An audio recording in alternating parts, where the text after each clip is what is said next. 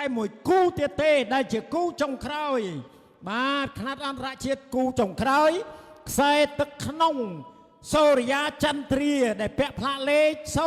004ចំណែកឯខ្សែទឹកក្រៅមហាអន្ត្រីអត្តឡង់ផ្ទះខ្ញុំនៅនឹងហ្មងបាទផ្ទះខ្ញុំនៅព្រៃសព្រៃវែងហ្នឹងបាទឥឡូវមកដល់ពុកកសីបាទផ្ទះខ្ញុំហើយបាទផ្ទះរស់នៅសពថ្ងៃហ្នឹងនៅក្នុងខណ្ឌតកោហ្នឹង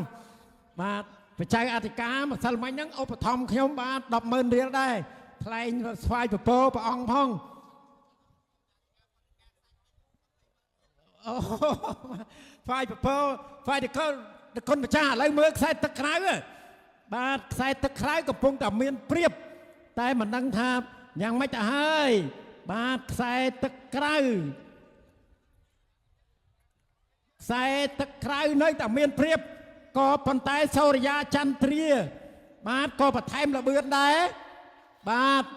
នៅតែបន្តិចទៀតទេតគុណបាទអូបាទបច្ចេកទេសមួយសង្កត់ក្បាលក៏ប៉ុន្តែចាំមើល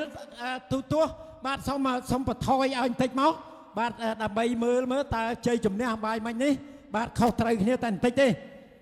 ឡូវនេះគឺ